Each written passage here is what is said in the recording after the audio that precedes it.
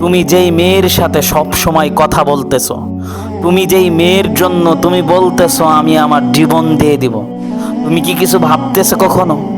দেখো, ওই মেয়ের মা, ওই মেয়ের বাবা ওই মেয়েকে কতটা যত্ন করে, একটু কাজ করতে দিতেছে না, একটু কাজ কাম কিচ্ছু করতে দিতেছে না, মেয়েকে যত্নর সহকার রাখতেছে, ভাবতেছে আমার মেয়েকে আমি কাজ করাবো না, যত্ন করে আদর করে মহব্বত করতেছে, এত ভালোবাসে মেয়েকে।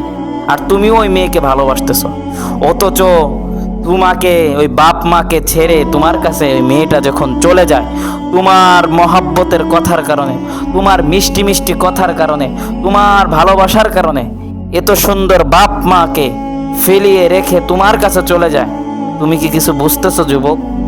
বাপ মা কত কষ্ট করে পালছে, ছোট থেকে বড় বানাইছে, ওরকম বাপ মাকে ভুলে তোমার কাছে চলে যাইতেছে। তুমি কি ভাবতেছো তুমি যখন বিবাহর পরে চাকরি করবা, বিদেশ যাবা, দূরে যাবা কোথাও, তোমার স্ত্রী যখন মোবাইল নিয়ে বসবে বা খালাতো ভাইয়ের সাথে কথা বলবে, চাচাতো ভাইয়ের সাথে কথা বলবে, তখন তুমি একটু ভাবো তোমাকে ছেড়ে চলে যাবে, এর কোনো গ্যারান্টি আছে? তুমি কেন কথা বলো? ওই আপন বাপ মাকে ছেড়ে চলে আইছে তোমার কাছে, আর তোমাকে ছেড়ে যে চলে যাবে এর কোনো গ্যারান্টি আছে?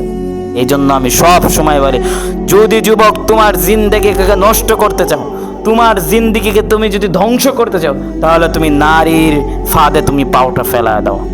আর যদি তোমার জিন্দেগিকে সুন্দর করে সাজাইতে চাও, তাহলে তুমি নারী থেকে জিন্দেগিকে উঠায় আনো, তুমি সাকসেস হবা, তুমি সফল হবা।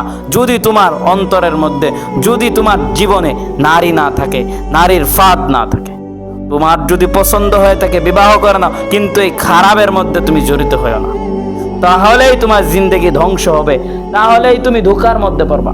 তুমি যে নারী, তুমি বলতেছ আমাকে এত ভালোবাসে, তুমি বোঝো না বাপ মা ছেড়ে চলে আসতে পারে যে মেয়ে, তোমাকে ছেড়ে যাইতে তার কয় মিনিট লাগবে?